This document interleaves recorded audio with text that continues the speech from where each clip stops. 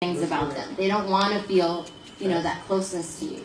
It really is about creating an atmosphere of safety from the very beginning of them being young children, creating an atmosphere of safety that no matter what you tell me, no matter what you come to me and say that you did, that you will feel safe with me.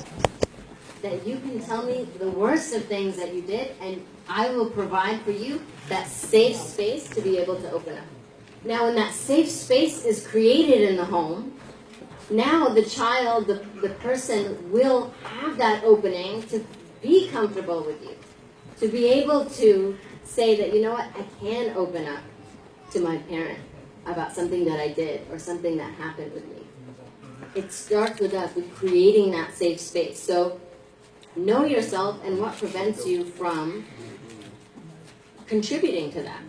What makes you angry when your child comes and tells you something? What makes you upset or frustrated or anxious? If we don't know ourselves, then we won't know how to change to benefit ourselves and our relationships.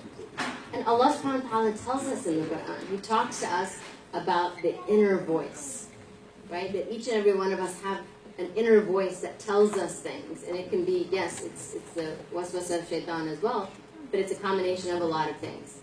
And so know your inner voice. Know what that is so that you know when it's saying something negative about another person. So for example, in a marital relationship, and this goes back down later when I'm going to be discussing communication strategies, we may assume negative about the other person. Has anyone ever experienced this? That you assumed that that person, the other person was, had ill intent. Or you assumed something about the other person and it wasn't true. Anyone experienced this before? Yes.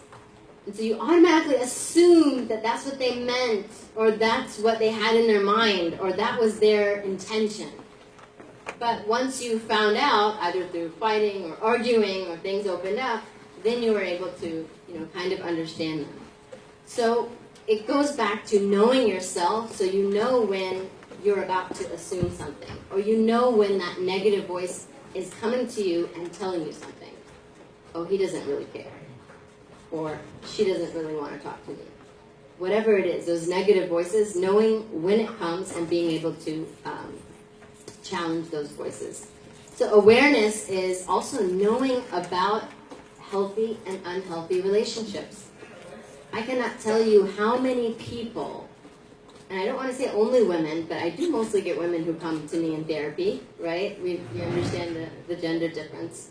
Maybe I'm a woman as well, so maybe, men don't feel as comfortable. That happens there as well. But so many people and women who don't realize that they're in an unhealthy relationship, or that some interaction that they're involved in, or something that's going on in their life is unhealthy, and is something to reach out for, and is something to get help for. Many women, going back to domestic violence, and I've worked with so many women of domestic violence, and I used to work with Domestic Harmony Foundation, which is on Long Island. We specifically, we worked with women of domestic violence, not realizing, not knowing the situation that they're in. And of course, there's a whole mental aspect to that as well. But awareness is also knowing what is healthy and what is unhealthy. Recognizing danger signs and knowing your boundaries. So basically, awareness means knowledge of all aspects of a relationship. And part of awareness is that you're here, right? That you're learning about what relationships are. You're learning about family therapy. What is therapy? So many people have misconceptions of that, and I'll talk about that a little bit later. I'm jumping ahead. So A is for awareness. So what is awareness? Can somebody call out something that I said about awareness? Yes. Knowing about aspects of a relationship. What else? Knowing yourself, knowing your boundaries. Yes. And the number one thing is knowing yourself. And this is a very aside thing, but if anybody's interested, I'm doing a lot of work right now on inner child work, on myself as well as my clients, and the results are astonishing. Like, it's amazing. So if you're interested in more of like your inner self, and your inner thoughts. Look into the inner child, information on the inner child. So knowing yourself. This way you know what you're feeling and what's coming in. B is for balance. So the ABCs of a healthy relationship, B is balance. Balance means, and of course we know we're Umutun West, right? We're the balanced nation. So it's being in sync with the other person and having a relationship that's not one-sided. Now I want to touch on the relationship that we're actually kind of addressing, which is, adult children and their parents, or parents and child. It's difficult for that to be balanced, right? Oftentimes it's completely like, you listen to me and that's it, right? You can't marry this person, that's it, it's done. And so there's all this kind of rigidity that is causing a rift in the relationships. So, and that's a very common issue, actually. I've had so many cases of where, the adult child wants to marry a certain person and their parents are not okay with it. I think I've had 6 cases in the last 2 or 3 weeks. So what this really needs is that balance in a way, where we actually listen to each other. And again, I'm jumping into communication.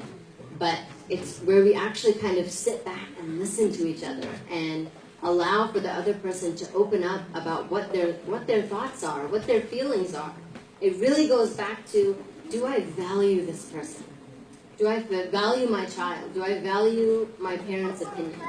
And being able to communicate that to the other person. So balance is being in sync with each other. Where even if you disagree respectfully. Where you disagree in a way where, okay, you know what, we can agree to disagree. And let's continue to communicate, let's continue to see if we can move past this. So balance is working together to balance out your relationship. C is for connection. And that's my favorite one. And somebody had talked about social media and phones. Does everyone agree that it's really brought in a challenge in our relationships, these devices? Yes. And so actually I went into research to look up these things, and so much research came out, recent research, that tells us that parents are desperate, and we know this, right? Parents are desperate to connect with video game and social media addicted children. Okay? Did we know that? Teens are addicted to their phones, they're on social media, they're on Snapchat every second. But you know what we don't talk about? Research also tells us that children and teens are sad, exhausted, and angry. Why? Why do you think?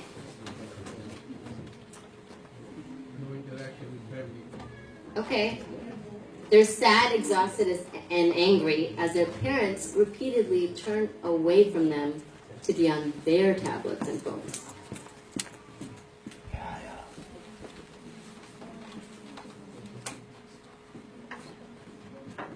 So we tend to think of social media and phones and this internet and technology addiction. We blame it on the teens, okay? But it really, this research shows us that the parents are doing the exact same thing. And I cannot tell you how many, and I mostly work with couples, and it's my absolute favorite thing. My passion is to work with couples because I see so much love and hope and resilience that they don't see. They're so frustrated with each other, they're just done. And all I see is a springboard into happily ever after, right? And I might be exaggerating a bit, but I do see that love and resilience that they have. So many of them are like, he's always on his phone, or she's, always on Netflix. So it's infiltrated into our relationships, into our homes, into our own selves, that we can't just sit and reflect and be without a phone. And you know what? It's really broken down communication. And I walk around and I kind of notice, even at an event like this, you go into the and I don't want to point anybody out, if you did this today, but you go into the elevator and then 3 people are in the elevator, but guess what they're looking down at? They're looking down at their phones. Does that create room for conversation? just for the stranger, just to be like, oh, hey, assalamualaikum, like, you know, what's your name, or where'd you come from, are you here for this event, and, you know, things like, no, they're on their phone, they're too busy. You know, even for a casual, like, conversation, right? Or even just sitting and eating and enjoying our food versus sitting and eating and reading up on, you know, Facebook or, you know, Snapchat and what's going on. By the way, Instagram was recently voted as the worst social media app for mental health. Just think about that a little bit. And I think Instagram and Snapchat, they are the worst because it's photos, right? And what are we seeing? We're seeing constant photos of everybody's pictured life. That's a whole nother topic, though. So C is for connection, okay? A monumental crisis that is hitting our families today is a lack of presence. A lack of presence. It doesn't mean you have to put your phone down and have this amazing conversation and, you know, just really connect and every single time. No. Just putting away the phone and just being present. Being there. So imagine a 6-year-old child who comes home and walks into the house and the mom's on the phone.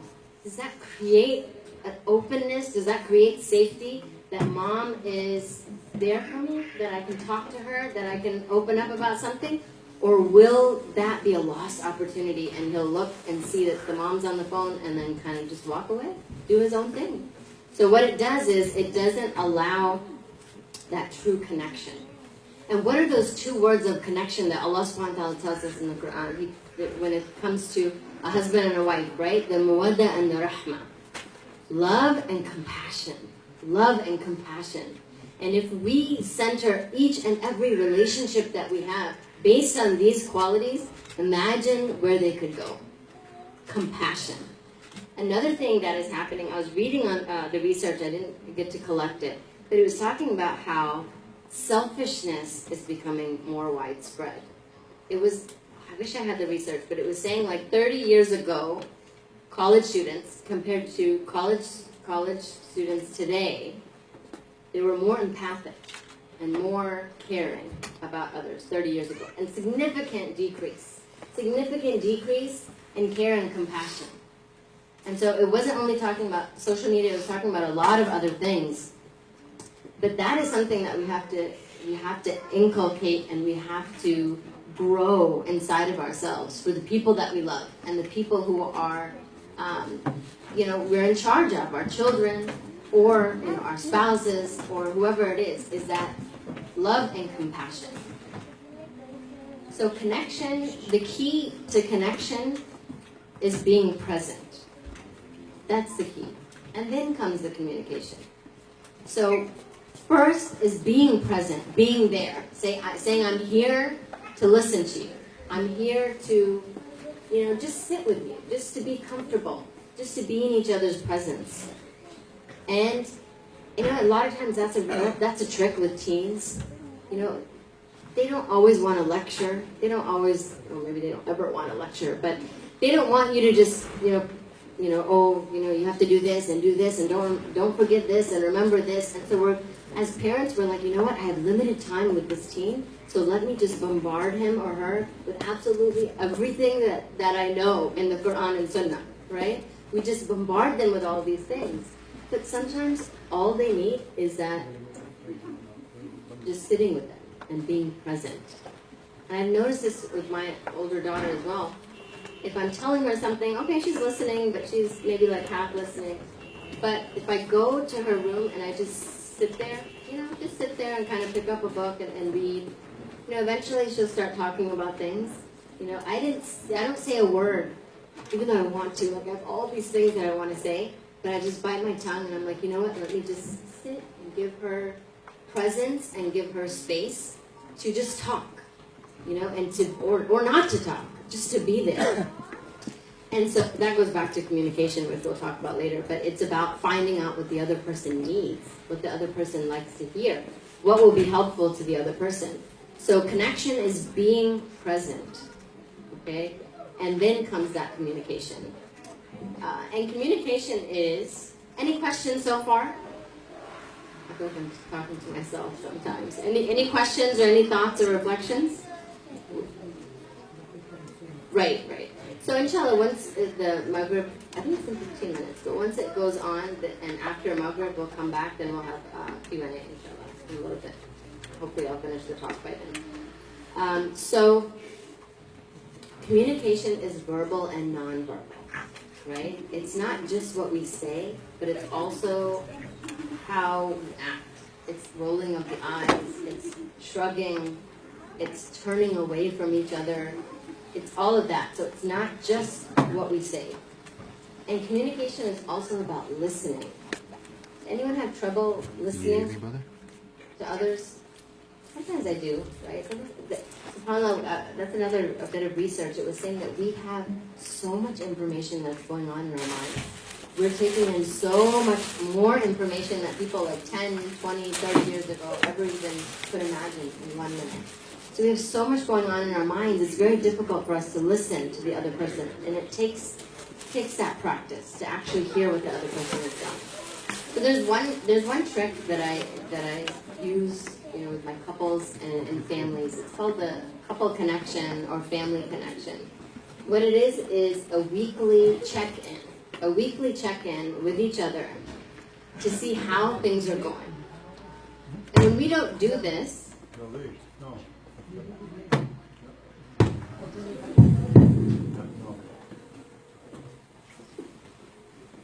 Allahu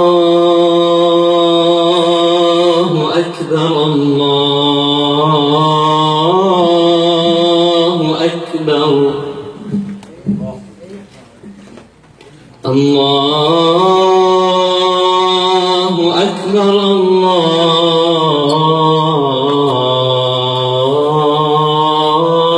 Allahu Akbar. أشهد أن لا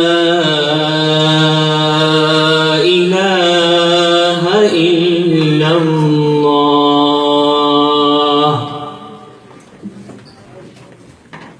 أشهد أن لا إله إلا الله